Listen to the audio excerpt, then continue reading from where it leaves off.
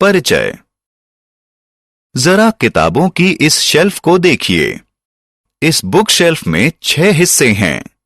राम की मां ने उससे कहा है कि वह शेल्फ में मौजूद 30 किताबों को हर हिस्से में इस तरह लगाए कि उनमें बराबर बराबर किताबें हों। तो राम ये काम कैसे करेगा?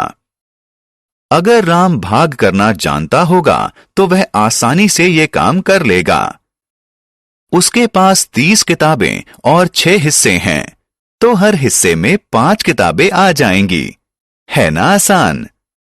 क्या आप जानना चाहते हैं कि ये कैसे किया जाता है? तो आइए मिलकर पता लगाते हैं।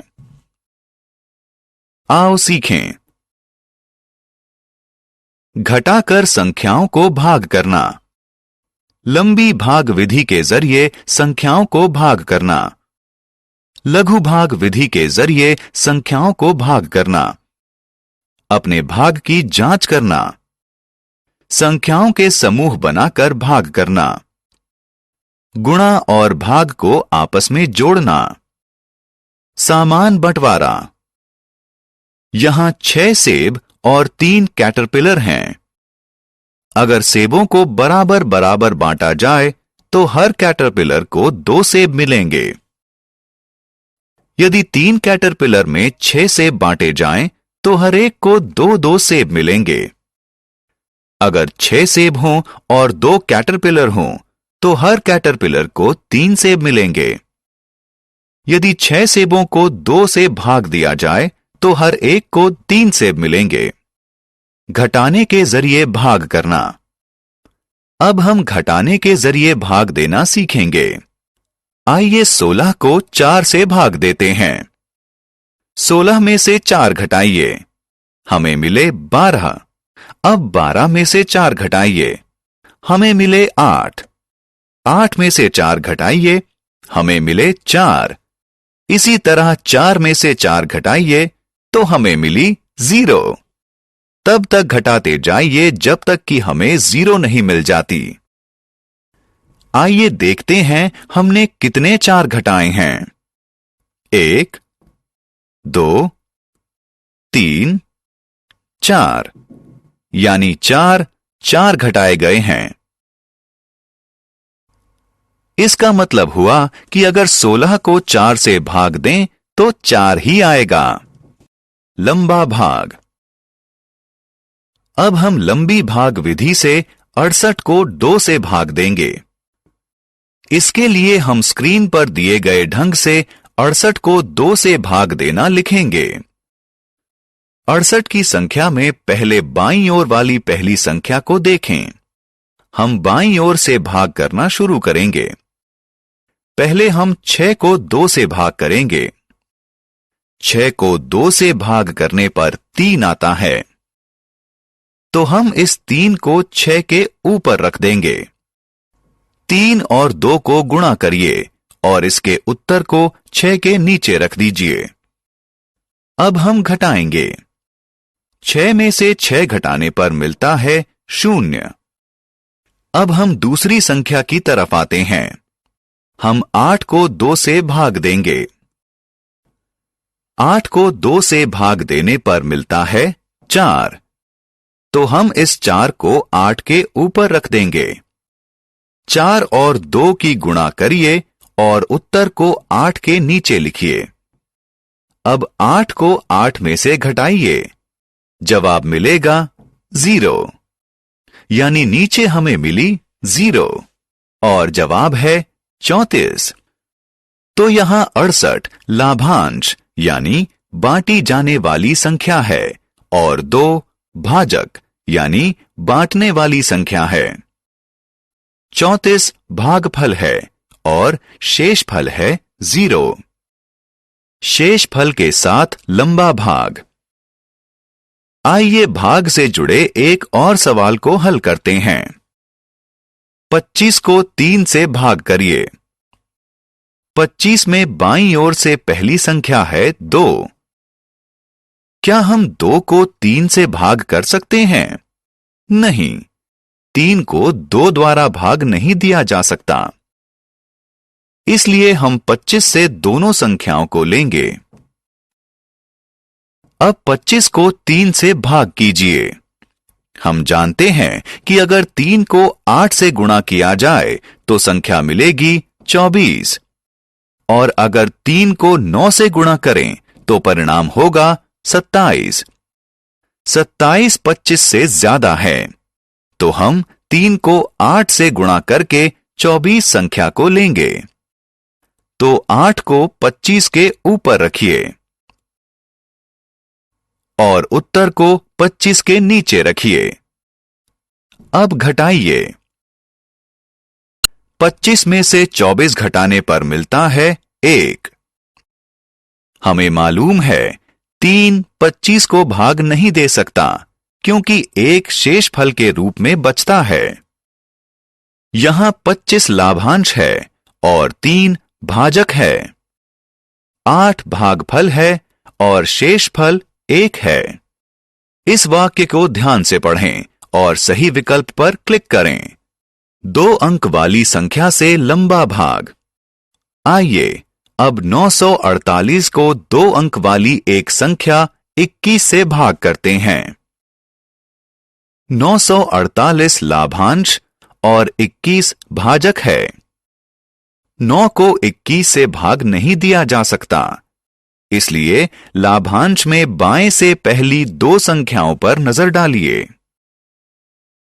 94 को 21 से भाग दीजिए। 21 को 4 से गुणा करें तो 84 आता है। अब 4 को 94 के ऊपर लिखें और 84 को 94 के नीचे लिखें। 84 को 94 में से घटाएं और अपना उत्तर 84 के नीचे लिखें। अब लाभांश की अगली संख्या की ओर जाएं। अगली संख्या है 8। इस संख्या को नीचे ले आएं। अब ये संख्या हो गई 108। अब नई संख्या 108 को 21 से भाग करें। 21 और 5 की गुणा करें तो संख्या आती है 105। 5 को ऊपर रखें और उत्तर को 108 के नीचे रखें। 105 को 108 में से घटाएं। उत्तर है 3।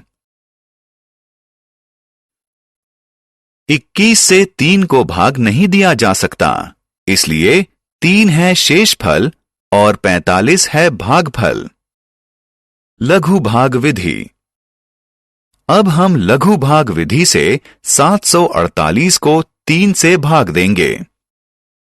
लाभांश में पहली संख्या को भाग दीजिए। 3 को 2 से गुणा करने पर मिलता है 6। 7 में से 6 घटाएं तो मिलता है 1।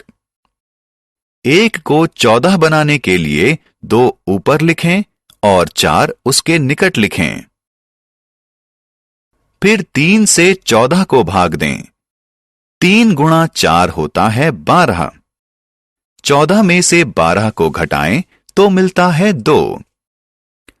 4 को ऊपर लिखें और 2 को 8 से पहले लिखें तो ये बन जाएगा 28। अब 3 से 28 को भाग करें। 3 गुणा 9 होता है 27। 28 में से 27 घटाएं तो बचा 1। शेष फल के रूप में 1 आपका उत्तर है। अपने भाग की जांच करें। हमारे जवाब जानने का कोई ना कोई तरीका तो होगा। आइए अब इस पर एक नजर डालते हैं।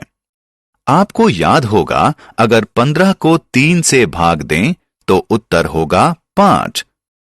क्या ये उत्तर सही है? आइए जानते हैं। यहां भाग देने वाली संख्या यानी भाजक 3 है, भागफल 5 है और शेषफल 0 है। इस उत्तर की जांच करने के लिए हमें भाग देने वाली संख्या और भागफल की गुणा करके उसमें शेषफल को जोड़ना होगा। अगर हमारा उत्तर लाभांश जितना ही आता है तो फिर हमारा उत्तर सही है। यहां उत्तर है 15 और ये लाभांश के बराबर है। इसका मतलब है कि हमारा जवाब सही है। समूह में भाग। मेरे पास 36 मार्बल टाइलें हैं। मैं एक बॉक्स में 4 मार्बल टाइलों को रख सकता हूं। तो मुझे कितने बक्सों की जरूरत पड़ेगी? पहले बॉक्स में मैंने 4 टाइलें रखीं। अब मेरे पास 32 मार्बल टाइलें बची हैं। दूसरे बॉक्स में मैं 4 टाइलें और रखता हूं। अब 28 मार्बल टाइलें बची हैं। तीसरे बक्से में मैंने 4 और मार्बल टाइलें रखी हैं। अब मेरे पास 24 मार्बल टाइलें बची हैं। इस तरह अब हम हर बक्से में 4 मार्बल टाइलें रखते जाएंगे। तो आखिर में 9वें बक्से में हम अंतिम 4 मार्बल टाइलों को रखेंगे। यानी 36 मार्बल टाइलों से 9 बक्से भर गए हैं। 36 मार्बल टाइलों को 4-4 के बराबर समूहों में रखने के लिए 9 बक्से चाहिए। भाग और गुणा के बीच संबंध।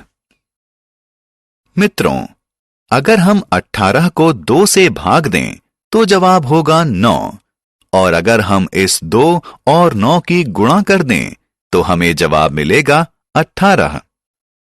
यानी 2 और 9 की गुणा करने का परिणाम है 18। 16 को यदि 2 से भाग दें तो मिलता है 8, और यदि 2 को 8 से गुणा करें तो मिलता है 16। इसी तरह 25 को यदि 5 से भाग दें तो जवाब होता है 5, और 5 को 5 से गुणा करें तो जवाब होता है 25। आओ खेलें। भाग दें और सही विकल्प पर क्लिक करें। हमने क्या चर्चा की? संख्याओं को निम्न विधियों के जरिए भाग देना। घटाने वाली विधि, लंबे भाग वाली विधि, छोटे भाग वाली विधि।